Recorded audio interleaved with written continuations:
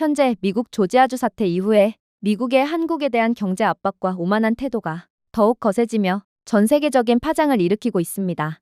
그런데 이번에는 미국이 한국의 협박으로 요구한 3,500억 달러에 대한 진지한 논의가 나와 전 세계를 놀라게 하고 있습니다.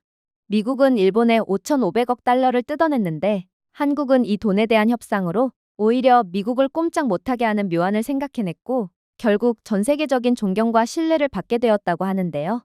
그렇다면 한국이 대체 어떤 방법으로 트럼프를 짓눌러버렸던 것일까요? 안녕하세요.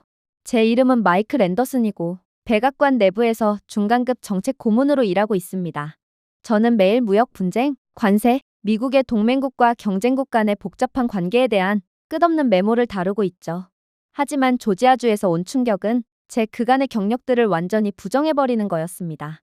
어느 평범한 아침, 속보 경보가 화면을 스쳐 지나가더군요.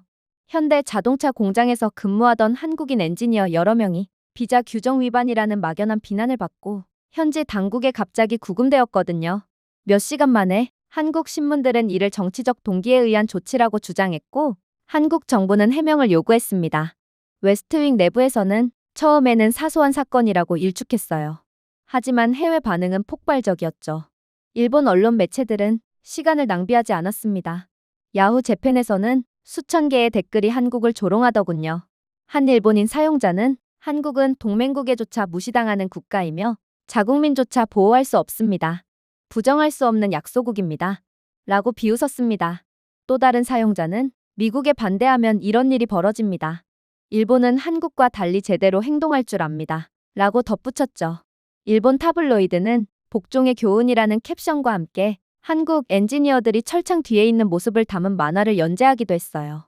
저는 한기를 느꼈습니다. 그들의 야유는 잔인할 뿐만 아니라 위선적이기도 했습니다. 이 건물에 있는 모든 사람은 일본이야말로 미국을 위해 허리를 굽히고 있었다는 사실을 알고 있었거든요. 불과 몇 달 전 미국 협상가들이 5,500억 달러의 자본 약정을 요구했을 때 도쿄는 저항 없이 서명했습니다. 토요타, 소니, 소프트뱅크는 미국이 자금을 통제하는 거래를 강요받았지만 일본은 이를 전략적 협력으로 자기 합리화를 했어요. 제가 봤을 때는 이건 파트너십이라기보다는 조공에 가까웠지만 그들은 그러한 불공정한 조치를 그대로 받아들였죠. 그럼에도 불구하고 일본은 한국을 조롱하더군요. 트럼프는 이러한 한국인들을 억지로 구금한 것에 대해 사과조차 하지 않고 그냥 무시했고 심지어 한국에 대한 추가 관세안까지 발표했는데 일본인들은 한국이 관세 협정 체결을 거부한 것에 대해 무모하다라고 주장하기까지 했어요. 한 일본 신문의 헤드라인에는 미국에 버림받은 한국은 너무 가난해서 지불할 수 없다. 라는 문구도 적혀 있었습니다. 사실 전문가인 제가 보기엔 한국은 트럼프의 제안에서 함정을 보았기 때문에 거부한 것이었습니다. 계약서에 잉크가 마르면 미국이 일본을 통제하는 방식으로 자국 산업을 통제할 것이라는 것을 알고 있었기 때문입니다. 그 차이는 매우 중요했지만 대부분의 일본 대중들은 아직 그 차이를 볼 수 없던 모양이었어요. 아무튼 한국 정부는 이러한 불법적인 구금에 신속하게 대응했습니다. 한국 외교부는 몇 시간 만에 주미 대사를 소환했어요. 한국 로펌들은 법무팀을 조지아로 보내 긴급 항소를 제기했습니다. 그리고 엔지니어가 석방되지 않으면 삼성전자와 현대자동차는 현재 진행 중인 미국 프로젝트에 대한 협력을 재고할 것이라는 강력한 메시지가 나왔습니다. 허세가 아니었어요. 이 메시지는 미국 내 누구도 예상하지 못했던 충격적인 발언이었습니다. 이틀 만에 미 국방부는 SK 하이닉스 출하 지연이 여러 진행 중인 방산 프로그램을 마비시킬 것이라고 경고하는 내부 메모를 조용히 유포했어요. 미국의 F-35 전투기 정비는 한국 기업이 독점적으로 공급하는 메모리 칩에 의존했거든요. 이러한 칩이 없다면 항공전자 업그레이드가 지연될 것입니다. 에너지부도 오크리지와 로스 알라모스에서 예정된 슈퍼컴퓨터 프로젝트가 삼성칩으로 가동된다면서 한국이 미국에 첨단 칩을 제공하지 않는다면 미국 전체가 마비된다며 경보를 울렸습니다. 상황실 내부에서는 그 수치가 더욱 끔찍해 보였어요. 한 보고서에 따르면 한국 반도체 공급을 단 3개월만 중단하면 미국 기술업계 전반에 걸쳐 480억 달러의 피해가 발생할 것으로 추정되었습니다. 월스트리트 분석가들은 삼성 디스플레이와 LG 배터리가 없으면 애플의 아이폰 생산량이 30% 감소할 것이라고 경고했죠. 테슬라는 한국산 셀 없이는 전기차 목표를 달성할 수 없다고 비공개로 인정했습니다. 그래서 갑자기 경미한 구금은 더 이상 경미하지 않게 되었어요. 그러나 한국의 이러한 초강수와는 달리 일본의 복종은 부끄러운 방식으로 빛날 뿐이었습니다. 미국이 즉각적인 관세 조정을 요청하자 일본은 동의했을 뿐만 아니라 이를 축하했거든요. 일본의 신문들은 우리의 충성심은 특권적 지위를 보장합니다. 라고 선언하기까지 했어요. 하지만 백악관 내부에서는 관리들이 웃었습니다. 일본은 수십억 달러를 즉시 지불했지만 미국은 그들에게 의사 결정권을 부여할 생각이 전혀 없었거든요. 그들의 돈은 단순히 미국 공장의 연료가 될 뿐이었어요. 그런 일본에 비한다면 굽히기를 거부한 한국의 대응은 정말 놀라웠죠. 그리고 아이러니하게도 그 확고함이 미국의 정책 이반자들을 긴장하게 만들었습니다. 저는 한 고위 동료가 한국인들이 감히 미국의 한국에 대한 의존도를 시험하고 있다. 라고 중얼거리는 것을 우연히 들었어요. 그의 말이 틀리지 않았습니다. 미국의 모든 부서들이 한국과만큼은 절대로 척을 지면 안 된다고 경고하고 있었음에도 트럼프 대통령은 이를 전부 무시한 채 한국에 대한 부당한 조치를 강행했거든요. 결국 한국은 정말로 미국에 대한 첨단 칩을 끊어버렸고 단 며칠 만에 칩 부족이 미국 공장의 파문을 일으키기 시작했습니다. 인텔 경영진은 하청을 받지 않으면 마감일을 맞출 수 없다고 미친 듯이 전화를 걸었어요. 포드의 전기차 사업부는 LG의 출하량이 갑자기 검토 중이라는 이유로 지연을 보고했습니다. 상황은 한국이 더욱 우세하게 돌아가고 있던 거였습니다. 그럼에도 불구하고 일본 평론가들은 조롱을 계속했어요.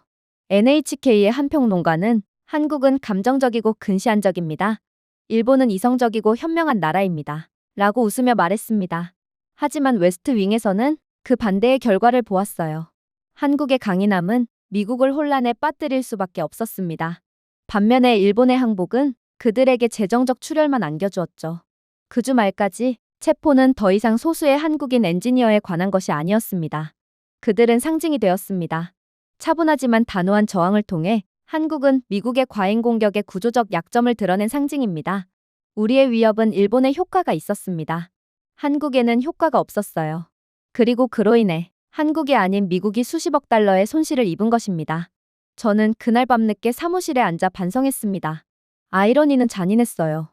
일본이 도움이 안 된다라고 조롱한 국가는 미국이 그들의 기술력에 대한 의존도를 너무 철저하게 드러냈기 때문에 한국이 아니라 우리가 위기에 내몰렸어요. 한국의 위기는 재앙이 아니었습니다. 이 새로운 시대에 괴롭힘은 역효과만 낳았다는 선언이자 진정한 힘의 표시였죠. 하지만 그렇게 백악관 인사로서 도대체 어떻게 대응해야 하는지 골머리를 싸매던 도중 도쿄에서 헤드라인이 나왔을 때 저는 믿을 수 없다는 듯이 웃을 뻔했습니다. 일본은 미국과 특권적 지위를 확보하고 있습니다. 라는 헤드라인이 나왔거든요. 또 다른 일본 언론은 전략적 탁월함이 관세 승리를 가져다 준다. 라고 선언했어요. 일본의 텔레비전 앵커들은 도쿄 비즈니스 엘리트들의 소리를 들으며 자랑스럽게 미소를 지었습니다. 도요타 사장은 캠리 수출품에 대한 관세 인하가 일본의 우월한 외교력을 입증한다고 자랑하더군요. 닛산 경영진도 일본이 한국을 압도했다는 증거로 관세 인하를 지적하며 동참했습니다. 일본 소셜미디어에서는 그 어조가 악랄했습니다. 한바이럴 댓글에는 일본이 또 승리합니다. 한국은 무모하고 고립될 운명입니다. 라고 조롱하는 댓글이 이어졌어요. 마치 일본에 온 국민이 한국의 패배가 일본의 번영을 보장한다고 믿은 듯 수천 개의 좋아요가 이어졌습니다. 저는 웨스트윙에 앉아 반응을 훑어보았습니다. 하지만 그들의 어조에 뭔가 이상하게 절망적인 느낌이 들었어요. 일본 자체가 이번 일본의 미국에 대한 굴종 행보에 납득하지 못한 것처럼 너무 시끄럽게 축하하는 분위기였습니다. 승리에는 그렇게 큰 소음이 필요하지 않습니다. 진정한 힘은 부드럽게 말해주거든요. 저는 루즈벨트 룸에서 동료들이 농담하는 소리를 엿듣고 있었습니다. 일본을 보세요. 한 보좌관은 그들은 수십억 달러를 지불했음에도 마치 훈련된 강아지처럼 박수를 치네요. 라고 웃으며 말했습니다. 다른 보좌관들도 일본의 굴종적인 태도에 폭소했어요. 모두가 미국이 도쿄에 막대한 자본을 요구했다는 것을 알고 있었습니다. 일본은 그 요구에 주저없이 항복했죠. 그들이 자랑하는 관세는 항복한 연회에 비하면 부스러기였습니다. 한편 서울은 여전히 별다른 말을 하지 않았습니다. 승리의 연설도 화려한 발표도 없었습니다. 한국은 정말 이상하리만큼 조용했죠. 하지만 막 뒤에는 흥미로운 무언가가 펼쳐지고 있었습니다. 그날 아침 기밀 브리핑을 보았습니다. 한국은 대규모 투자 파이프라인을 미국에서 다른 곳으로 이전했습니다. 삼성은 독일 드레스덴에서 조용히 반도체 확장 계약을 체결했습니다. LG 에너지 솔루션은 인도네시아와 폴란드에서 배터리 합작 투자를 확보했더군요. 현대자동차는 싱가포르에서 새로운 전기차 생산 라인을 발표했습니다. 이러한 움직임은 단순한 비즈니스 선택이 아니었습니다. 그것들은 더 큰 체스 게임의 일부였습니다. 한국은 의존도가 레버리지라는 중요한 것을 깨달았습니다. 미국의 요구를 거부함으로써 그들은 통제권을 유지했어요. 동시에 공급망을 다각화함으로써 옵션을 확대했습니다. 이러면 관세를 낼 필요도 없었죠.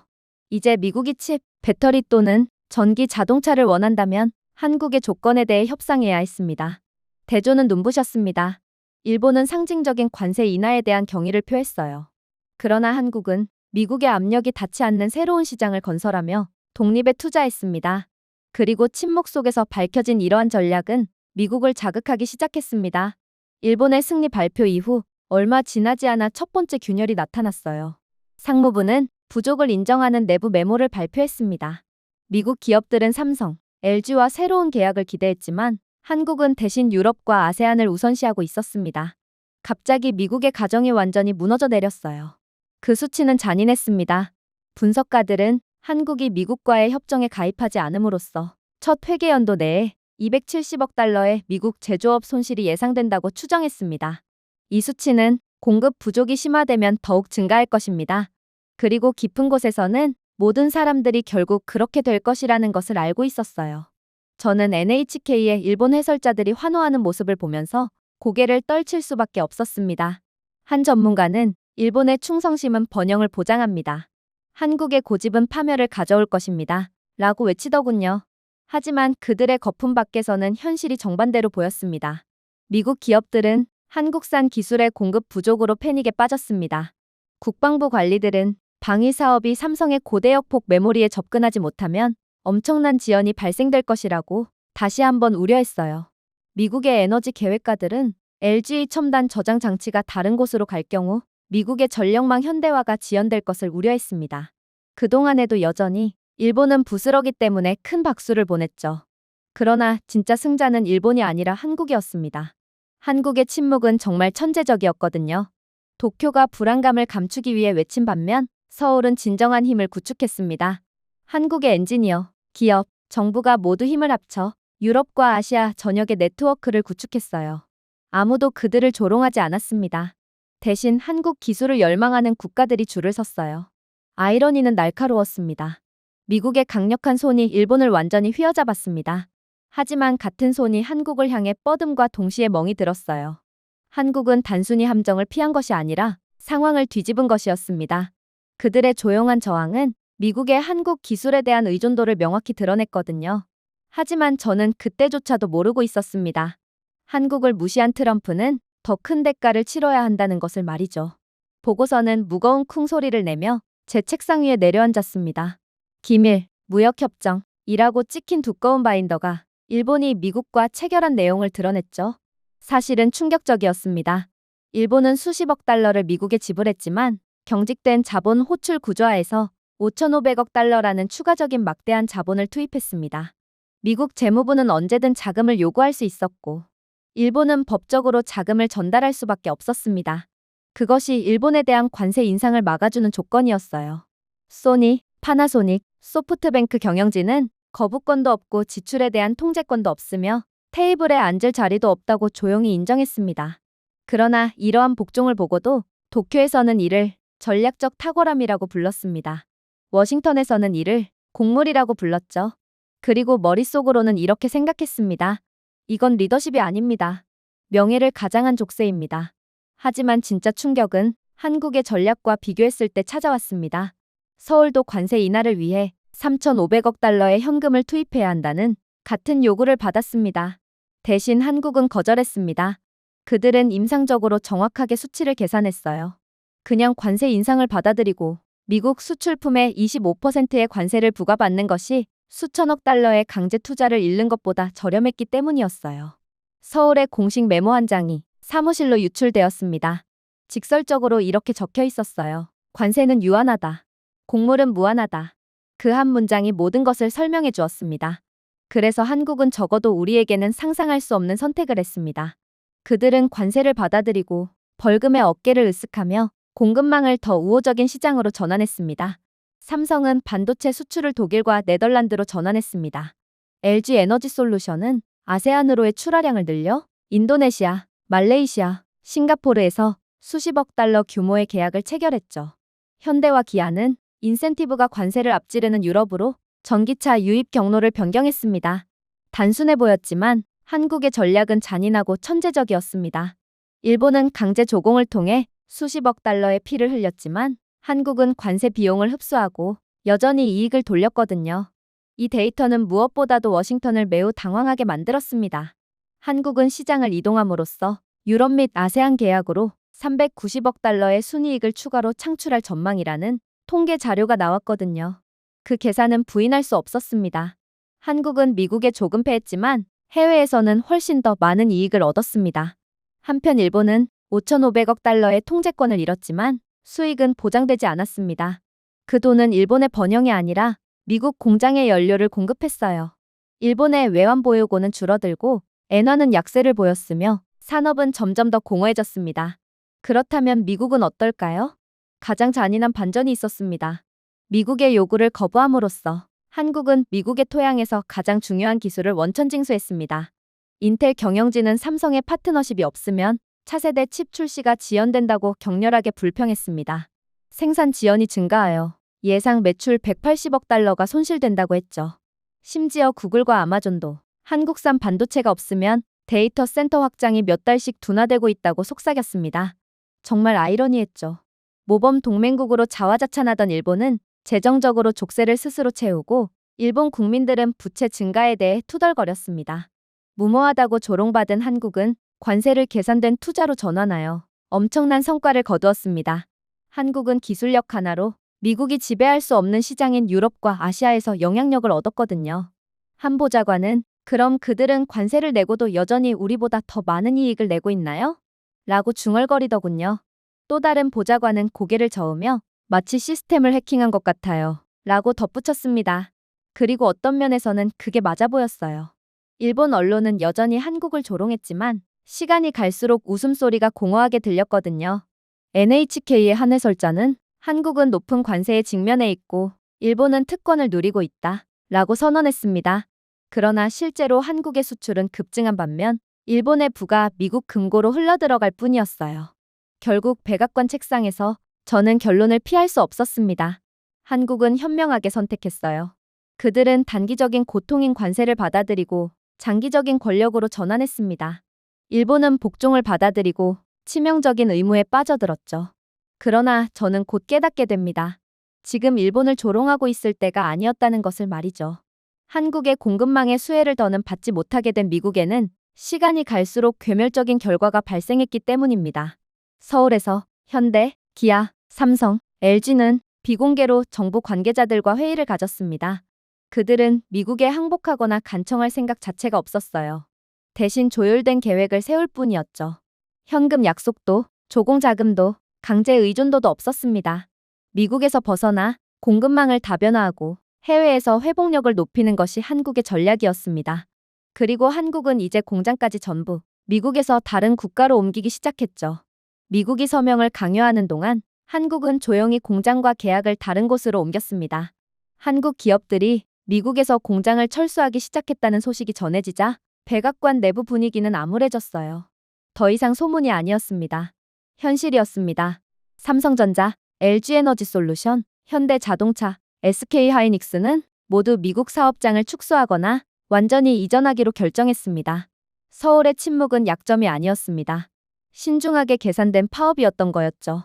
그 결과는 즉각적이었습니다. 현대가 대규모 전기차 공장을 건설하던 조지아에서는 수천 명의 근로자가 갑자기 핑크색 슬립에 직면했습니다. 예측에 따르면 조지아와 엘라베마에서 6개월 이내에 2만 1,000개의 직접 일자리가 사라질 것으로 추정됩니다. 심지어 삼성전자가 반도체 시설에 수십억 달러를 쏟아부었던 텍사스에서는 생산이 둔화되었어요. 현지 공급업체가 붕괴되어 칩 생태계와 관련된 3만 6천 개의 간접 일자리가 사라질 것으로 추정되었죠. 미국 노동부 보고서에 따르면 분기 말까지 한국산업철수와 직결된 미국 전국적으로 약 14만 개의 일자리가 사라지는 등 그 규모가 확인되었습니다. 약 3.8%였던 실업률은 1년도 채 되지 않아 5.1%로 급증할 것으로 예상되었는데 이 수치는 작아 보일 수 있지만 급여가 없는 미국인이 340만 명 더 많다는 것을 의미하는 괴멸적인 손실을 뜻했어요. 하지만 더욱 충격적인 점은 따로 있었습니다. 이러한 한국 철수의 파급 효과로 인해 미국의 경제 순환이 파괴되어 가고 있었거든요. LG 에너지 솔루션이 미시간주에 대한 신규 배터리 투자를 중단함에 따라 포드와 GM은 전기차 생산 일정을 28% 줄였습니다. 테슬라는 한국 공급이 없으면 생산량이 22% 감소했다고 인정했죠. 디트로이트와 애틀랜타의 소매 업체들은 해고된 근로자들이 지출을 중단하면서 매출이 급감했다고 보고했습니다. 상무부의 메모에 따르면 한국 산업 활동 손실로 인해 미국은 연간 870억 달러의 GDP가 감소할 것으로 예상했습니다. 일자리뿐만이 아니었습니다. 인프라 자체가 무너지기 시작했어요. 한때 미국 방위산업체의 중요한 공급업체였던 SK하이닉스는 고급 메모리 출하량을 독일과 싱가포르로 이전했습니다. 국방부 분석가들은 여러 무기 현대화 프로젝트에서 14에서 18개월의 지연을 계산하더군요. 해답을 간절히 원했던 현지 정치인들은 한국의 철수를 경제 허리케인이라고 불렀습니다. 한편 한국은 그 혜택을 누렸습니다. 같은 공장이 사라진 것이 아니라 이전한 것입니다. 한국은 동남아 및 동유럽 등지에 막강한 혜택을 받으며 공장을 이전했고 이로 인한 천문학적인 이익을 얻게 되었거든요. 한국은 더 이상 비싼 노동력의 파업은 잦은 불안정한 미국 공장에 의존할 필요가 없었기에 미국을 떠난 지 12개월 만에 한국 기업들은 580억 달러의 글로벌 순매출을 추가로 창출할 것으로 추산되었어요. 한국의 국가 무역 흑자는 사상 최대치인 1240억 달러로 급증할 것으로 예상되었고 그야말로 트럼프의 한국 압박의 나비 효과는 전 세계 판도를 뒤흔들 정도로 거셌다는 것이 명확히 드러난 거였습니다. 그리고 그 교훈은 부인할 수 없었죠. 한국의 침묵은 후퇴가 아니었습니다. 이는 글로벌 체스판에서의 움직임이었어요. 미국에서 공장을 철수함으로써 그들은 우리 경제를 마비시키고 취약성을 드러내며 동시에 해외에서 수익을 증식시켰습니다. 그래서 저는 웨스트 윙을 떠나면서 속으로 속삭였습니다. 한국은 미국 땅에서 그냥 떠난 것이 아니었어. 그들은 우리가 결코 대체할 수 없는 유일한 국가로서 역사 속으로 걸어 들어간 거야. 그렇게 저는 상황이 정말로 심상치 않게 돌아가고 있음을 느끼며 한국에 대한 공포감이 들게 됩니다. 하지만 트럼프 정부는 여전히 정신을 못 차리고 있었어요.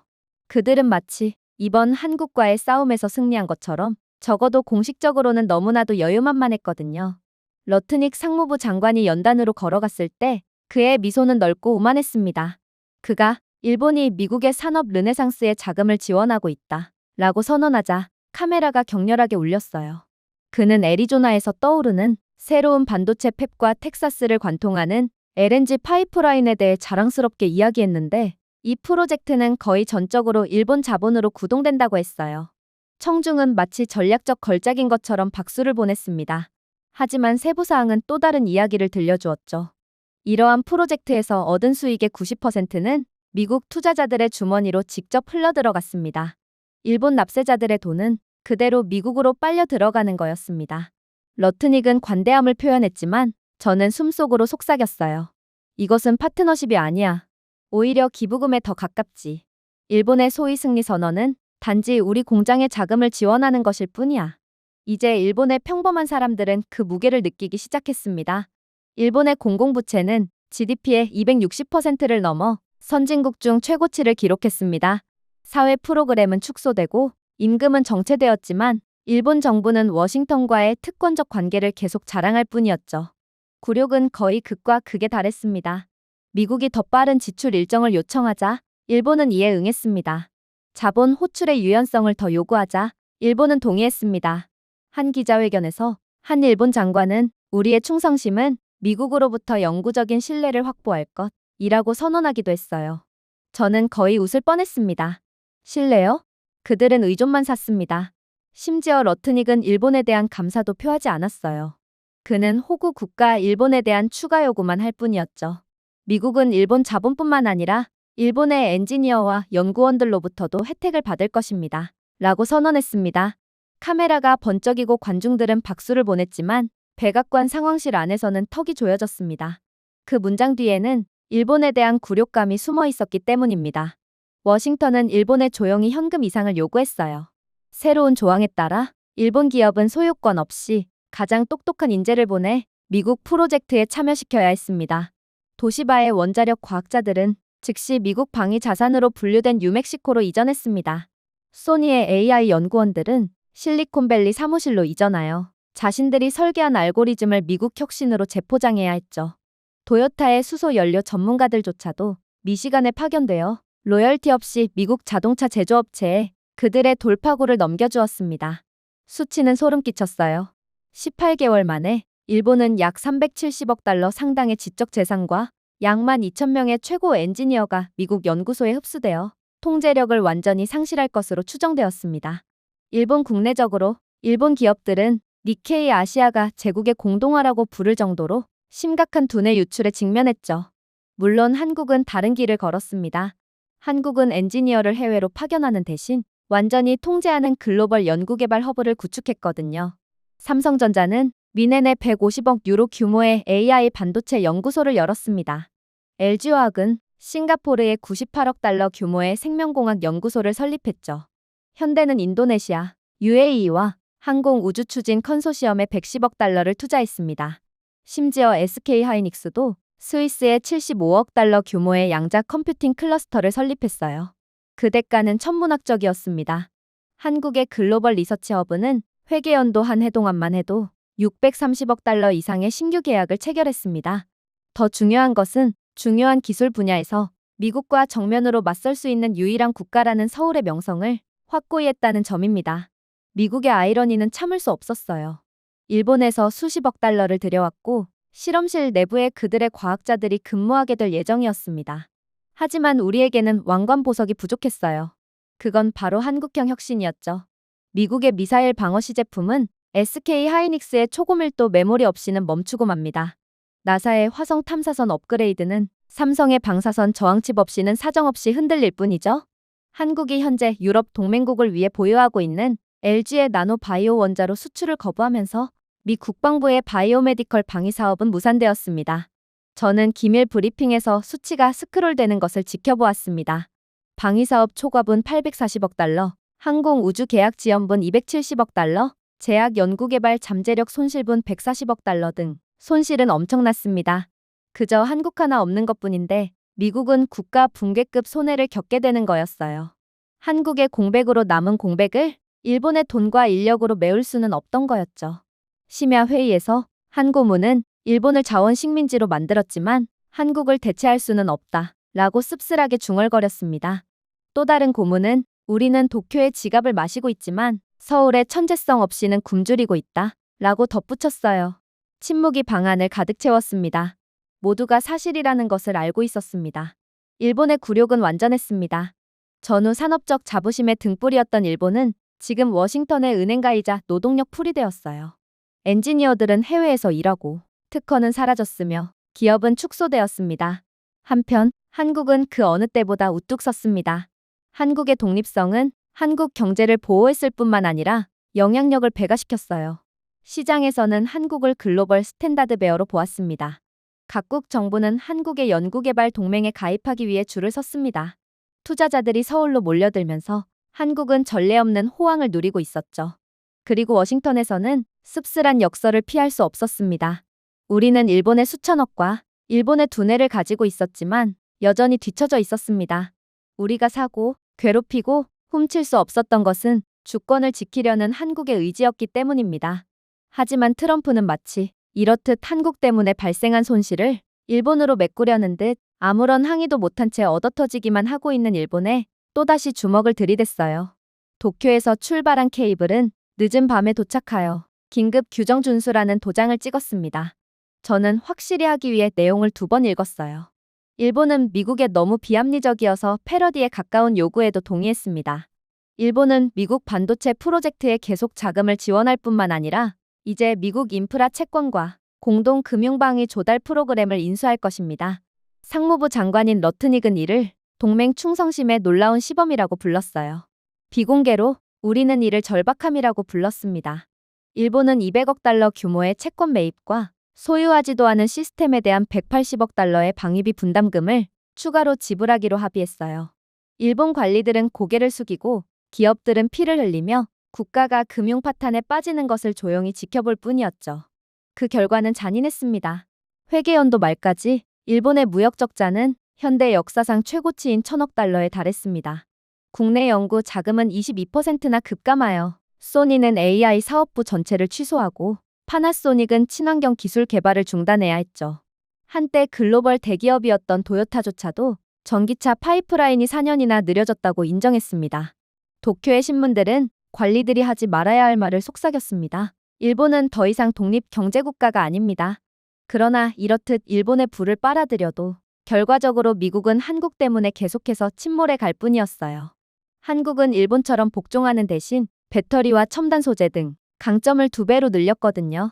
LG 에너지 솔루션은 전 세계 전기차 배터리 출하량의 34%를 점유했습니다.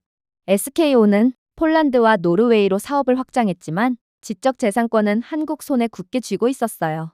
삼성 SDI는 유럽 고밀도 항공 우주 배터리의 독점 공급업체가 되었습니다. 포스코는 고순도 니켈 공급의 70% 가까이를 장악하며 글로벌 양극재 수출을 주도했습니다. 그 결과는 놀라웠어요. 한국의 배터리 부문은 단 1년 만에 860억 달러의 수출 수익을 창출할 것으로 전망되었고, 첨단 소재는 420억 달러의 수출 수익을 추가할 것으로 예상되었습니다. 그 어떤 경쟁자도 이를 따라잡을 수 없었어요. 중국의 품질은 신뢰할 수 없었고, 일본의 자금은 미국으로 전용되었으며, 유럽은 규모가 부족했거든요. 판결은 분명했습니다. 오직 한국만이 세계의 전기 미래를 주도할 수 있었어요. 그리고 미국은요? 우리는 배제가 무엇을 의미하는지 어렵게 배웠습니다. 테슬라는 LG가 미국 배송 확대를 거부하자 생산량 전망치를 28% 낮췄습니다. 보잉의 차세대 항공기 프로그램은 삼성 SDI가 유럽 계약을 우선시하고 2년간 일정을 중단했으며 113억 달러의 위약금이 들자 결국 중단되었죠. 애플은 한국산 고체 배터리가 없으면 프로젝트가 무한히 중단된다 라고 공개적으로 인정하며 그들이 발표했던 EV 이니셔티브를 연기했습니다. 주식 분석가들은 한 분기에만 240억 달러의 기회 손실이 발생할 것으로 추정했어요.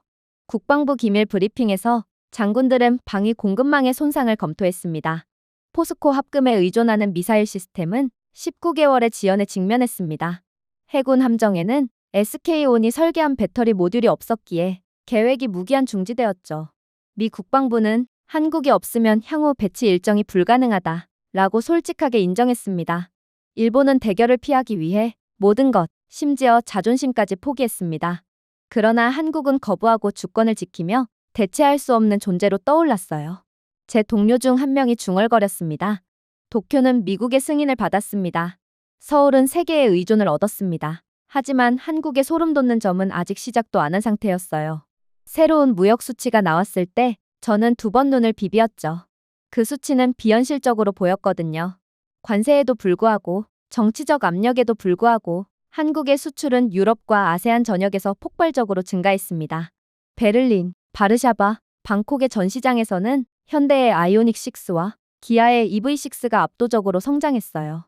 판매 보고서에 따르면 단일 회계연도 내 유럽에서는 62%, 동남아시아에서는 74%의 매출 성장률을 기록했습니다. 현대와 기아는 전 세계 전기차 수출의 거의 28%를 차지했는데 이는 미국이나 일본 기업이 접근할 수 없는 수치였어요. 충격적이게도 비결은 자동차뿐만 아니라 생태계였습니다. LG 에너지 솔루션, SK온, 삼성 SDI는 밀도, 수명, 안전성이 타의 추종을 불허하는 배터리를 공급했습니다. 중국의 경쟁사들은 물량을 제시했지만 품질에서는 한참 부족했죠. 한때 리튬이온 분야에서 선두를 달렸던 일본은 이제 고질적인 아날로그 생태계와 여기에 엔지니어들이 미국의 감독 하에 일하는 악재가 겹치면서 혁신이 사라졌습니다. 그러나 한국은 독립성과 우월성을 모두 유지했죠. 이 수치는 잔인한 진실을 말해주었습니다. 한국 기업들은 전 세계 고밀도 전기차 배터리의 71%를 공급했습니다. 이들의 솔리드 스테이트 배터리는 미국보다 몇 년 앞선 충전량 850km를 초과하는 범위에서 테스트되었어요. 중국도 독일도 다른 어떤 국가도 이러한 성능을 재현할 수 없었죠. 한 애널리스트는 전기차 기술에서 한국을 대체하는 것은 어려운 수준이 아닙니다. 불가능해요. 라고 직설적으로 쓰기까지 했어요. 그리고 미국은 더욱 심각했죠. 미국은 한국을 무시한 대가를 치르고 있었거든요. 한때 실리콘밸리의 황태자였던 테슬라는 LG와 SK가 유럽으로 배송을 전환하면서 한 분기 동안 29%의 생산 부족을 보고했습니다. 단 몇 주 만에 시장 가치 손실이 210억 달러를 넘어섰습니다. 포드는 삼성 SDI가 신규 공급을 거부하자 과대 광고된 전기 F150 확장을 취소해야만 했어요. 예상 매출 손실액은 자그마치 114억 달러였죠. 제너럴 모터스는 울티움 프로그램이 19개월 지연되어 97억 달러의 위약금과 리콜 비용이 발생했다고 인정했습니다. 떠오르는 스타로 추정되는 리비안조차도 생산량이 38% 감소하여 분기별로 28억 달러의 손실을 입었습니다. 그러나 더욱 믿고 싶지 않은 사실은 따로 있었습니다. 국방부에서는 속삭임이 더 커졌거든요. 한국산 고체 배터리에 의존하는 군용 차량 전기화 사업이 무기한 연기되었습니다. 한 장군은 비공개 브리핑에서 연구비는 모두 지원할 수 있지만 한국에 화학이 없으면 무기가 아니라 장난감을 만들 수밖에 없습니다. 라고 중얼거렸습니다. 그의 발언에 침묵이 방을 가득 채웠어요. 아무도 이의를 제기하지 못했습니다. 한국의 전략은 정확히 먹혀든 것입니다. 미국이 조공을 요구하고 도쿄가 항복하는 동안 한국은 조용히 아세안 고속도로, 유럽 철도 연계 물류, 중동 충전 네트워크 등 새로운 통로를 지도화했어요. 그들의 자동차는 단순한 차량이 아니었습니다. 한국만이 통제하는 글로벌 웹의 노드였죠. 누군가 웨스트 윙에서 큰 소리로 중얼거렸던 기억이 납니다. 그들은 단순히 자동차를 만든 것이 아닙니다. 바퀴로 제국을 세웠어요. 그 발언은 부인할 수 없었습니다. 한국은 수익과 명성, 전기차 미래에 대한 흔들리지 않는 지배력을 얻었지만 그렇게나 한국을 무시하던 일본은 인재와 현금이 고갈되고 하청으로 전락하고 말았어요. 미국은 그렇게나 자랑스러웠던 공장이 한국인들이 떠난 이후에 죄다 유유 상태에 있고 테슬라가 출혈을 겪고 포드가 지연되고 GM이 굴욕을 당하고 리비안이 무너졌습니다. 이쯤 되자 저는 다음 날이 밝아오는 것을 두려워하게 되는 지경에 이르렀어요. 그러나 기밀 브리핑은 어김없이 제 책상 위에 도착해 있더군요. 전략적 위험평가 페이지를 넘기면서 한 구절, 즉 자율성 상실이 반복되었습니다. 한국에 관한 것이 아니었습니다. 일본에 관한 것이었죠. 분석가들은 많은 사람들이 의심했던 사실을 확인했습니다. 일본 기업들은 사실상 자체 투자를 결정할 권리를 잃었습니다. 도시바의 원자력 사업부는 미국의 감독하에 강제로 구조조정되었고 수익은 워싱턴의 계약업체로 이전되었습니다. 한때 인프라 분야의 글로벌 리더였던 히타치는 수익에 대한 보장 없이 143억 달러 상당의 미국 에너지 프로젝트에 자금을 조달해야 했어요. 미쓰비시 경영진조차도 더 이상 스스로 자본 흐름을 통제하지 않는다고 사적으로 인정했습니다. 도쿄를 떠났지만 결정은 워싱턴에 머물렀어요. 그리고 도쿄의 금융지구에서는 공황이 확산되었습니다. 일본의 국내 산업은 투자에 굶주렸어요. 일본 시민들은 철도망이 무너지고 자금 부족으로 병원이 문을 닫으며 임금이 줄어드는 것을 목격했지만 일본 언론의 헤드라인에서는 아직까지도 깨지지 않는 동맹을 자랑했습니다. 그런데 이렇듯 일본의 부를 그대로 흡수한 미국은 전보다 부유하고 강력해졌을까요? 결코 그렇지 않았습니다. 일본에서 미국으로 흘러간 돈은 한국 때문에 발생한 손해를 메우기에 급급했고 오히려 부족한 지경에 이르렀거든요. 두산에너지의 APR1400 원자로가 이번 손해의 폭풍의 중심에 있었습니다. 한때 미국의 웨스팅하우스는 원자력의 상징이었어요. 그러나 이제는 아랍에미리트, 폴란드, 이집트에서 870억 달러 규모의 신규 원자로 계약이 모두 한국으로 넘어갔습니다. 칭찬에 신중한 IAEA조차도 한국의 시스템 용량 활용률이 전 세계 평균 74%에 비해 92%에 달한다는 기술 보고서를 발표했죠. 이 단일 통계는 한국의 원자로가 단순히 안전할 뿐만 아니라 타의 추종을 불허한다는 서울의 명성을 굳혔습니다. 하지만 한국은 에너지에서 멈추지 않았습니다. 한국은 사우디아라비아 전체 신규 원자력 발전 용량의 25%를 보장하는 계약을 체결했더군요. 현대건설은 삼성물산과 함께 410억 달러 규모의 고속철도, 담수화, 스마트 그리드 프로젝트 포트폴리오를 유럽으로 확장했습니다. SK건설은 미국이 모방할 수 없는 패키지로 에너지, 운송, 통신을 연결하는 녹색 인프라 회랑을 아세안 전역에 출시했어요. 한국이 건설한 모든 곳에서 그들은 오래 지속되도록 건설했습니다. 브뤼셀에서 한독일 대표가 이렇게 말한 것을 기억합니다. 미국 프로젝트는 10년이 걸립니다. 한국 프로젝트는 5년이 걸리고 효과가 확실합니다. 워싱턴으로서는 엄청난 굴욕이었어요. 한때 피츠버그의 자존심이었던 웨스팅하우스는 동유럽에서 계약을 잃은 후 124억 달러의 직접 손실을 보고했습니다. 인프라 대기업 벡텔은 180억 달러 규모의 중동 프로젝트를 현대에 빼앗겼습니다. 제너럴 일렉트릭의 전력 부문은 한국 기업들이 아프리카와 남미에서 터빈 계약을 체결한 후 28%나 축소되었죠. 미국 건설 대기업조차도 동남아시아의 스마트 그리드 입찰이 모두 한국으로 넘어갔을 때 조용히 7,000명의 근로자를 해고한다고 발표했습니다. 그러나 더욱 인정하고 싶지 않았던 부분은 따로 있었어요. 그건 바로 미 국방부의 의존도는 한 달이 지나면서 더욱 악화되었다는 사실이었죠. 국방 현대화의 필수적인 전진 기지용 휴대용 원자로는 두산의 협력 없이는 20개월이나 지연되었습니다. 태평양 해군 시설을 위해 설계된 스마트 에너지 그리드는 한국 기술 없이는 발전할 수 없죠. 국방 분석가들은 직설적으로 경고했습니다. 한국이 없으면 미국은 절대로 작전 준비 태세를 유지할 수 없습니다. 미중 패권은 그대로 중국으로 넘어가고 말 것입니다. 저는 의자에 몸을 뒤로 젖히고 혼잣말을 했습니다. 우리에겐 일본의 돈이 있지만 한국은 스위치를 쥐고 있어. 아무도 웃지 않았습니다. 모두가 사실이라는 것을 알고 있었거든요. 한편 한국의 전략은 놀라울 정도로 영리했습니다. 단기적인 이익을 추구하는 대신 모든 원자력 수출을 더 넓은 인프라 패키지에 묶어두었거든요. 한국가가 원자로를 구입하면 한국산 스마트 그리드, 한국산 고속철도, 심지어 한국 주도의 디지털 통신까지 확보할 수 있었습니다. 10년 안에 수십 개국이 한국만이 통제하는 표준에 갇히게 될 것이 분명해요. 그것은 단순한 비즈니스가 아니었습니다. 제국 건설이었죠. 수익은 더욱 놀라웠어요. 한국의 원자력 및 인프라 수출은 트럼프가 한국의 기술은 미국조차 의존하는 최첨단이자 강력하다는 것을 전 세계에 홍보해준 이후 1,560억 달러의 신규 계약을 추가했거든요. 한국의 무역 흑자는 사상 최고치로 치솟았습니다. 국제 자본이 한국 기업으로 몰리면서 서울에 대한 외국인 직접 투자는 2배로 증가했어요. 현대건설의 글로벌 수주 잔고는 700억 달러를 넘어섰습니다. 역시나 한국의 이익은 곧 미국의 손해를 뜻했어요.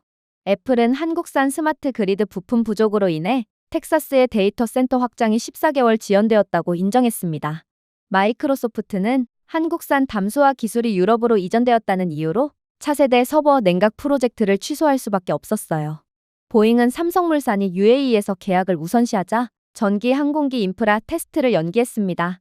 총 비용은 분석가들은 단일 회계 연도에 840억 달러의 산업 및 방위 오버런이 발생할 것으로 예상했습니다. 아이러니는 날이 갈수록 더욱 날카로워졌습니다. 워싱턴에서는 관리들이 동맹국으로부터 나오는 보조금에 대해 자랑했습니다. 하지만 리야드, 바르샤바, 베를린, 자카르타에서는 지도자들이 존경하는 이름은 한국 한 가지뿐이었습니다. 한 프랑스 장관이 리셉션에서 저에게 미국인들은 조언자를 보냅니다. 한국인들은 엔지니어를 보내고 일을 마무리합니다. 라고 말했어요. 왜 아무도 한국을 대체할 수 없었을까요? 한국의 장점은 하드웨어뿐만이 아니었습니다.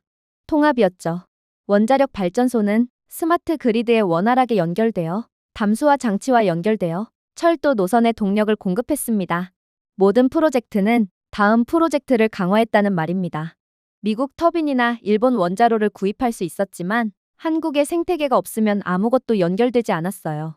그것이 그들의 천재성이었습니다. 분기 말까지 스코어보드는 잔인했습니다. 한국은 1,560억 달러 규모의 계약과 역사적 흑자, 기술 강국으로서의 명성이 대폭 상승하게 될 것이지만 미국은 수백억 달러 규모의 기업 손실과 수만 명의 해고, 연쇄적인 프로젝트 지연을 피할 수 없게 되었거든요. 하지만 가장 소름 돋는 점은 따로 있었어요. 그날 아침 상황실은 유난히 긴장감을 느꼈는데 중앙 화면의 프레젠테이션은 미사일, 제재, 관세에 관한 것이 아니었습니다. 화물선, 컨테이너 야드, 비행 일정에 관한 것이었죠. 처음에는 그저 또 다른 경제 브리핑일 뿐 사소한 일이 될 것이라고 생각했습니다. 하지만 제목은 방을 얼어붙게 했죠. 글로벌 물류 지배, 한국. 첫 번째 차트는 간단했습니다. 모든 주요 해상 항로가 밝은 파란색으로 강조되었습니다. 파나마 운하, 수에즈 해협, 말라카 해협, 태평양 횡단 및 대서양 횡단 항로는 모두 파란색 화살표로 표시되어 있었습니다. 구석에 있는 전설에 따르면 한국의 HMM은 이제 태평양 횡단 화물의 46%와 아시아 유럽 컨테이너 흐름의 41%를 처리했습니다. 선박뿐만이 아니었습니다. 다음 슬라이드에는 항공기가 등장했습니다. 아시아나항공과 합병한 대한항공 화물은 세계 최대 화물 항공사가 되었어요. 120개 목적지에서 전 세계 항공 화물 운송의 24%, 이동의약품, 반도체, 핵심 방위 부품을 통제하고 있었습니다. 페덱스와 UPS를 합쳐도 한국 물류와 아시아 유럽 노선의 톤수를 맞출 수 없었어요. 하지만 미국을 진정으로 뒤흔든 부분은 바로 AI의 중추였습니다. 우리의 구식적인 패치워크 시스템과 달리 한국은 물류와 디지털 제어를 융합한 상태더군요. 삼성 SDS 물류 AI는 세관 데이터, 일기예보, 지정학적 정보를 통합하여 전 세계 흐름을 실시간으로 조정했습니다. 알고리즘은 단순히 효율적이지 않고 예측력이 뛰어났어요.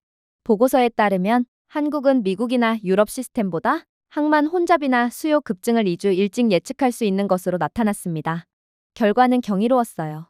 부산과 인천의 한국 스마트 항만은 로스앤젤레스나 롱비치보다 컨테이너 처리 속도가 37% 빨랐습니다. 화물 체류 시간은 5일에서 40시간 미만으로 감소했어요. SK텔레콤의 5G 물류 네트워크를 통해 47개국에서 실시간 추적이 가능했지만 미국 시스템은 여전히 한국의 발끝에도 못 미치는 수준이었어요. 한 슬라이드는 불편한 비교를 보여주었습니다. 서울에서 부산을 거쳐 프랑크푸르트로 운송된 컨테이너가 휴스턴에서 함부르크로 운송된 컨테이너보다 9일 더 빨리 도착했다는 점이었죠. 이렇듯 기술력 하나로 완벽한 효율성을 구축한 한국의 수익은 천문학적인 수준이었습니다. 한국의 물류 부문은 단일 회계연도에 1120억 달러의 순이익을 기록했습니다. HMM은 연간 98억 달러의 순이익을 기록하여 사상 최고치를 기록했죠. 대한항공 화물은 76억 달러의 매출을 달성했습니다. 삼성 SDS 물류는 EU, 아세안, 중동과 140억 달러의 AI 기반 계약을 체결했어요. 한국의 물류 생태계는 총 680억 달러의 국가 무역 흑자를 기록했습니다. 저는 62개국이 공급망을 한국의 물류 AI에 직접 통합하는 협정을 체결했다는 사실에 깜짝 놀라 앞으로 몸을 기울였습니다. 즉, 이들 국가는 단순한 고객이 아니라 미국처럼 한국에 전적으로 의존하는 국가가 된 것으로 한국의 공급망을 쉽게 떠날 수 없는 시스템에 갇혀있게 된 것입니다. 하지만 가장 고통스러운 부분은 미국의 손실이었습니다. 페덱스는 이미 아시아 유럽 계약을 HMM에 빼앗긴 후 22%의 매출 감소를 보고한 바 있습니다. UPS는 태평양 화물량이 31% 감소하여 분기 매출 43억 달러가 사라졌다고 인정했어요. 한때 멈출 수 없는 성장의 상징이었던 아마존 로지스틱스는 미국 네트워크에서 한국산 예측 AI가 철수하면서 서비스 중단 사태를 겪었습니다. 그 결과 연말연시 67억 달러의 이커머스 매출 손실이 발생했죠. 보잉도 예외는 아니었습니다. 한국 항공사들은 화물기 구매를 미루고 에어버스로 전환하면서 계약 불이행으로 41억 달러의 손실을 입었습니다. 타격은 개인적인 문제였어요. 보잉 경영진은 의회에서 증언하며 이제 미국은 아시아 시장에서 제2의 공급업체가 되었다고 인정했죠. 펜타곤의 상황은 더욱 어두워졌습니다. 한국의 물류 네트워크는 태평양의 미군 공급망을 조용히 뒷받침하고 있었습니다. 한국이 유럽 및 아세안 파트너에게 우선순위를 변경하자 미군은 즉시 이를 느꼈습니다. 괌으로의 연료 수송은 2주 늦게 도착하게 되었어요. 오키나와 해군 함정의 예비 부품은 적체되었죠. 기밀 평가에 따르면 한국 물류 철수로 인한 준비 손실은 연간 112억 달러에 달할 것으로 계산되었습니다. 한 비공개 회의에서 재무부 관계자는 그들은 단순히 상품을 배송하는 것이 아닙니다. 그들은 세계 경제의 동맥을 소유하고 있습니다. 라고 외쳤습니다. 또 다른 사람은 그리고 우리 미국 회사들은 피를 흘리고 있습니다. 라고 씁쓸하게 속삭였어요. 한편 한국의 전략은 거의 우아해 보였습니다. 서울은 크게 자랑하는 대신 신뢰성을 강조했습니다. 모든 컨테이너, 모든 허가, 모든 항공편이 제 시간에 착륙했어요. 각국은 정치 때문에 한국으로 몰려든 것이 아니었어요. 한국의 시스템이 완벽하게 작동했기 때문입니다. 그리고 신뢰는 가장 강력한 수출수단이 되었죠. 그리고 곧이어 진짜 충격이 찾아왔습니다. 한국이 미국으로의 공급망을 끊었다는 것은 물류에만 국한된 것이 아니었고 철강이나 플라스틱에만 관한 것도 아니었거든요. 반도체, 배터리, 항공기, 방위 시스템 등 모든 현대 산업의 필수 구성 요소에 관한 것이었습니다. 그리고 한국은 이 모든 것을 가져갔어요. 보고서의 핵심은 포스코에 초점을 맞췄습니다. 철강으로 유명했던 포스코는 고순도 니켈, 음극재, 리튬 정제 분야에서 세계 선두주자로 성장했습니다. 글로벌 시장 점유율이요? 프리미엄 음극 공급의 거의 72%가 포항과 광양에 위치한 포스코 공장에서 생산되었습니다. 즉, 모든 고성능 전기차 배터리와 모든 항공 우주 등급 연료전지가 한국 공급망에 의존하고 있게 된 것입니다. 그 수치는 잔인했습니다. 포스코는 2024년에만 140만 톤 이상의 첨단 양극재를 출하하여 216억 달러의 매출을 올렸습니다. 한편 LG화학과 SKC는 반도체와 디스플레이에 사용되는 고해상도 폴리머 및 특수 필름 시장을 장악했죠. 하나솔루션은 이후 태양광 수요의 38%를 공급하며 태양광급 폴리실리콘 시장을 장악했습니다. 한국의 첨단 소재 수출액은 연간 870억 달러에 달하며 이는 어느 나라와도 비교할 수 없는 수치였어요. 그 후 인간적인 차원이 찾아왔습니다. 수십 년 동안 수천 명의 한국 엔지니어들이 시애틀의 오스틴에 있는 실리콘밸리에서 근무했습니다. 인텔, 테슬라, 애플, 보잉의 연구실을 가득 채웠죠. 하지만 전세는 바뀌었습니다. 서울의 인재 송환 요청 이후 한국인 엔지니어들의 물결이 고향으로 돌아갔습니다. 한국인 구금 사태 이후 14,000명이 넘는 한국 전문가들이 미국 기업을 떠났어요. 인텔은 차세대 프로세서 개발을 하던 팀 전체를 잃었습니다. 테슬라는 팔로알토에 있는 고체 배터리 연구소가 거의 하룻밤 사이에 무너지는 것을 지켜보았어요.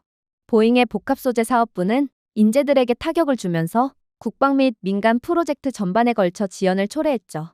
그 영향은 치명적이었습니다. 인텔은 프로세서 수율이 19% 하락하여 84억 달러의 계약 손실이 발생했다고 발표했습니다. 테슬라는 주력 기종인 모델 에이펙스를 2년 연기하여 137억 달러의 예상 매출을 지웠습니다. 보잉은 112억 달러의 초과 수익을 보고하며 극초음속 항공기 프로그램을 연기했어요. 록히드 마틴은 삼성종합기술원이 주요 폴리머 수출을 거부하면서 차세대 전투기용 스텔스 코팅 프로젝트가 무산되었음을 인정했습니다. 심지어 애플은 SKC와 LG화학의 공급 부족을 이유로 AR 헤드셋 라인이 무한히 중단되었다라고 발표하기도 했습니다. 시장 분석가들은 애플의 매출 손실만 270억 달러에 달할 것으로 추정했죠. 그러나 가장 소름 돋는 점이요? 한국의 전략은 수술적 정밀도로 전개되고 있었다는 점이었습니다. 한국은 인재를 소환함으로써 미국을 약화시킬 뿐만 아니라 자신들의 지배력을 증폭시켰습니다. 복귀한 엔지니어들은 수원, 대전, 울산에 대규모 연구소를 배치했어요. 삼성종합기술원은 스위칭 속도가 50% 빨라진 그래핀 기반 반도체 시제품을 곧바로 공개했습니다. 포스코는 에너지 밀도를 2배로 높인 새로운 고체 전해질을 발표했죠. LG화학은 EU와 수십억 달러 규모의 계약을 체결한 생분해성 고분자를 공개했습니다. 성과는 뚜렷했죠. 한국의 첨단 소재 산업은 전년 대비 41% 성장하며 640억 달러의 신규 계약을 추가할 것으로 전망되었습니다. 심지어 독일부터 사우디아라비아까지 세계 각국은 한국과의 장기 공급 계약을 체결하기 위해 분주히 움직이며 한국 주도의 생태계에 사실상 갇혀 있었어요. 그러나 미국은 현대 산업의 흐름과 단절될 뿐이었습니다. 미국의 기업들은 돈이 있었지만 돈으로는 니켈을 인쇄할 수 없었거든요. 돈으로는 그래핀을 만들 수 없었습니다. 돈으로는 인천으로 돌아가는 항공편에 탑승했던 수천 명의 엔지니어를 대체할 수 없었어요. 미국은 그저 미국보다 훨씬 망가져버린 일본을 보며 자기 위안을 삼을 뿐이었습니다. 파이낸셜 타임스는 미국의 모든 것을 퍼준 도쿄의 합의를 조공으로 대가를 치른 공허한 동맹이라고 평가했습니다. 한때 일본을 칭찬했던 분석가들은 이제 내부자들이 이미 알고 있던 것, 이른바 승리는 재앙이었다는 사실을 인정했죠. 숫자는 어떤 사설보다 이 이야기를 잘 전달했습니다. 도요타의 세계 시장 점유율은 12%, 소니의 영업이익은 거의 48억 달러 감소할 것으로 추정되었습니다.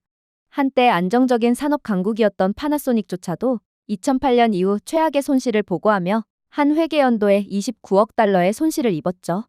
일본 실업률은 3.2% 증가하여 오랫동안 안정으로 정의된 국가로서는 충격적인 수치였습니다. 한편 한국은 급등했습니다. 미국의 요구에 저항하기로 한 그들의 결정은 10년 만에 가장 현명한 지정학적 도박으로 변모했어요. 세계는 미국에 맞서고도 역사적인 흑자를 기록하고 있는 한국에 존경을 표했고 그 존경에는 이익이 뒤따랐거든요. 유럽 지도자들은 서울의 독립성을 높이 평가했습니다. 아세안 정부는 한국 기업을 후원자가 아닌 파트너라고 칭송했죠. 심지어 아프리카 국가들도 공정한 조건과 첨단 기술을 이유로 한국과의 계약을 모색했습니다.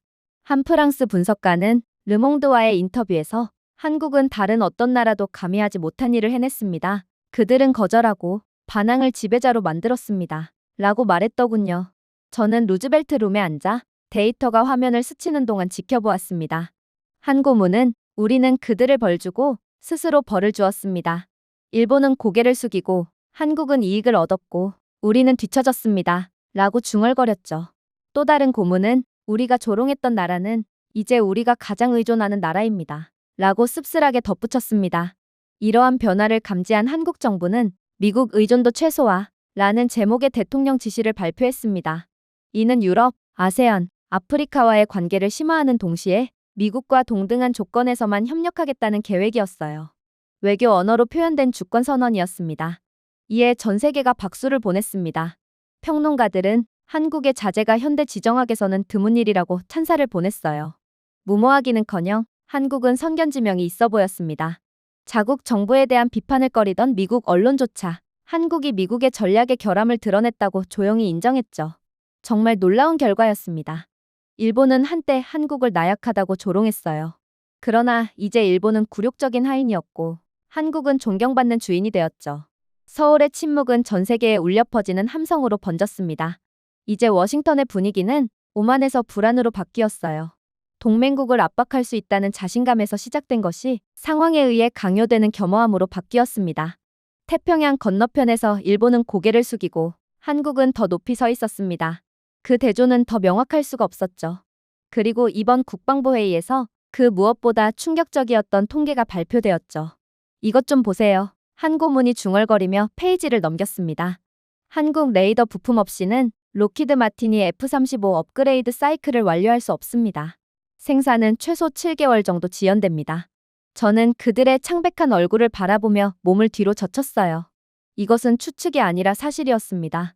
한국은 가장 강력한 방위산업체들조차 서울의 공급망에 묶여있을 정도로 고도화되고 정밀한 시스템을 조용히 구축해왔기 때문이죠. 한국의 국방혁명은 토착 미사일 방어, 위성항법, 발사체에 막대한 투자를 하는 도박으로 시작되었습니다. 전 세계는 이러한 한국의 야망을 조롱했어요. 하지만 20년 만에 한국은 미국의 GPS와 유럽의 갈릴레오에 필적하는 완전한 위성항법 별자리인 한국 위치 확인 시스템을 발사했습니다. KPS는 센티미터 수준의 정확도로 자율주행차뿐만 아니라 미사일 유도 및 해군 함대 조정에도 전력을 공급했죠. 또 다른 국방부 관계자가 긴장하며 말하더군요. 노스롭 그루머는 KPS 모듈을 유럽산 대체품으로 교체하려고 했습니다. 하지만 그렇게 된다면 고장률은 40% 더 높아져요. 한국산 칩이 훨씬 더 잘 작동합니다. 과장이 아니었습니다. 한국의 정밀전자는 서구 방어에 보이지 않는 골격이 되었습니다. 삼성의 방사선 경화 반도체가 없었다면 인공위성은 반복적인 결함을 겪을 수밖에 없어요. 한화의 미사일 추진 시스템이 없었다면 극초음속 테스트는 비행 중에 무너지고 맙니다. LIG 넥스원의 AESA 레이더가 없었다면 F-35는 최첨단 표적 능력을 잃고 말죠. 일본은 한때 미국의 최선의 동맹이 영향력을 보장한다고 믿었습니다. 하지만 이 분야에서 일본은 무관했어요. 일본의 방위산업은 구식이고 의존적이며 정치적으로 신중했거든요. 한편 한국은 진보 끝에 성과를 거두었습니다. 한국 내 항공전자 기술로 자체 개발한 KF-21 보람의 전투기는 이미 인도네시아, 폴란드와 수출 계약을 체결한 상태였거든요. 각 계약은 동맹국들이 미국보다 한국의 제트기를 더 신뢰한다는 점에서 워싱턴에서 우려했던 점을 강조했습니다. 수치는 자부심보다 더 큰 목소리를 냈습니다. 2022년부터 2025년까지 한국의 방위산업 수출액은 연간 70억 달러에서 250억 달러로 급증했거든요. 이에 비해 미국 기업들은 동남아시아 조달 시장에서 12%의 점유율을 잃었습니다.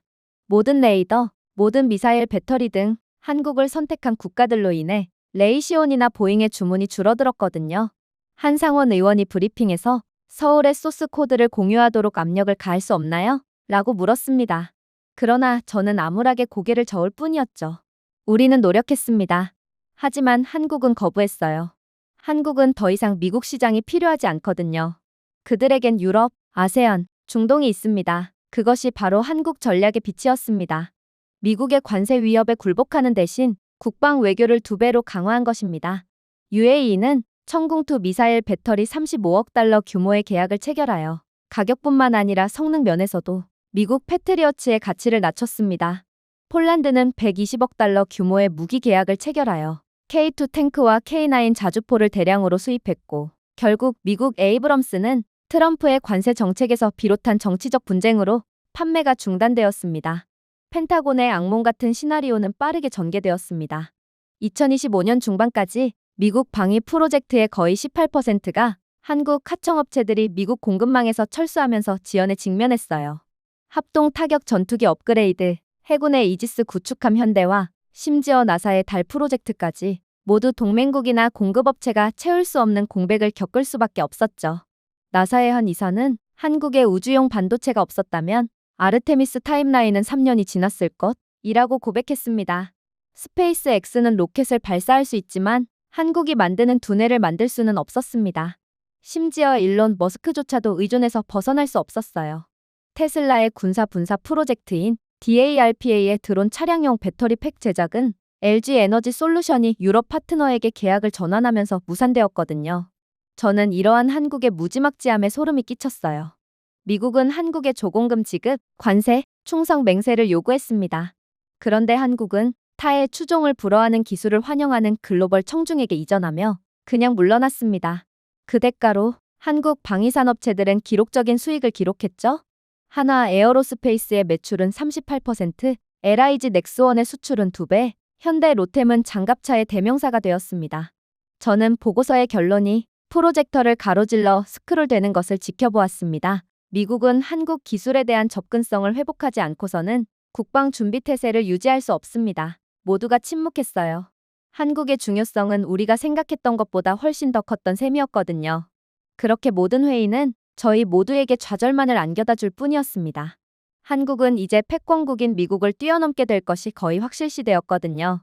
일단 전 세계는 한국을 미국보다 신뢰하게 되었습니다. 한국거래소가 파생상품 거래에서 도쿄를 추월하자 회의론자들은 이를 요행이라고 불렀습니다. 하지만 2027년까지 KRX는 아시아 주식 연계 상품의 35%를 처리하며 런던과 프랑크푸르트에서 투자 유치에 성공했어요. 한국의 미래에셋은 9천억 달러 규모의 자산을 보유한 글로벌 ETF 플랫폼을 출시하며 여러 지역에서 뱅가드의 성장률을 능가하는 성과를 거두었어요. 한 유럽 은행가는 이를 직설적으로 요약했습니다. 한국은 한때 미국이 했던 일을 해냈습니다. 세계가 한국 없이는 살 수 없는 인프라를 만들었습니다. 경제적으로는 획기적인 변화였어요. 트럼프가 한국의 기술력과 신뢰도를 전 세계에 무료로 홍보해준 덕분에 한국의 GDP 성장률은 연평균 5%를 넘어설 것으로 추정되었고, 이는 선진 경제로서는 거의 상상할 수 없는 성과였습니다. 디지털 금융과 AI 기반 리스크 관리의 첨단 기술 일자리에 힘입어 실업률은 2.5% 이하로 떨어질 것으로 예측되었어요. 서구 언론인들은 서울의 스카이라인을 한국 코드에 기반한 금융 맨해튼이라고 표현했습니다. 하지만 진정한 이익은 무형의 전 세계적인 존경이었습니다. 세계경제포럼에서는 유럽과 아프리카의 지도자들이 한국 은행들과 협약을 체결하기 위해 줄을 섰습니다. 브라질 대통령은 이렇게 말하더군요. 우리는 한국을 신뢰합니다. 한국은 금융을 무기화하지 않기 때문입니다. 그들은 혁신하고 전달하며 주권을 존중합니다. 관세, 제재, 정치적 음모 등 미국의 모델과 대조적이었어요. 미국이 조공을 요구하자 한국은 파트너십을 제안했습니다. 달러가 처벌을 위협하는 상황에서 디지털 원화는 효율성과 중립성을 약속했죠. 이러한 철학은 한국을 단순히 계약뿐만 아니라 감탄을 불러일으켰습니다. 분석가들은 한때 강대국 지배를 경계했던 국가들이 이제 한국을 책임감 있는 기술 초강대국으로 지목한 방식에 주목했습니다. 반면에 미국 재무부는 더 이상 피해를 무시할 수 없었어요. 골드만삭스는 아시아 고객의 28%가 손실되었다고 보고했습니다. JP 모건은 유출된 메모에서 다음과 같이 인정했죠. 우리는 더 이상 아시아의 주요 관문이 아닙니다. 그러나 서울은 그렇습니다. 하지만 한국의 성공은 탐욕에서 비롯된 것이 아니었어요. 주권과 공정성이라는 단순한 신념에서 탄생했습니다. 한국은 미국의 조공금 지급 요구에 굴복하는 대신 다른 국가를 고양하는 시스템에 투자했습니다. 이러한 결정으로 한국은 새로운 금융 질서의 중추로 변모했죠. 결과는 놀라웠습니다. 중동에서 라틴 아메리카에 이르는 국가들은 디지털 신뢰의 줄임말로 한국 모델을 언급하기 시작했습니다. 아프리카의 대학들은 한국 프레임워크를 기반으로 블록체인 강좌를 가르쳤습니다. 저는 백악관 사무실에 앉아 최종 정보 평가를 읽을 뿐이었어요. 그 말은 부인할 수 없는 겸손함을 불러일으켰죠. 한국은 경제력을 확보했을 뿐만 아니라 존중, 혁신, 신뢰의 등불로 자리 잡았습니다. 이제 글로벌 질서는 한국의 기준에 맞게 조정되고 있습니다. 그리고 저는 역사가 바뀌었다는 것을 깨달았습니다. 미국은 한때 세계가 피할 수 없는 시스템을 구축하여 리더십을 주장했습니다. 그러나 이제 그 역할은 서울에 속하게 되었어요. 제가 준비해온 내용은 여기까지입니다. 끝까지 시청해주셔서 진심으로 감사드리며 여러분들의 구독과 좋아요, 알림 설정은 영상 제작에 큰 힘이 됩니다. 이상 세모튜브였습니다.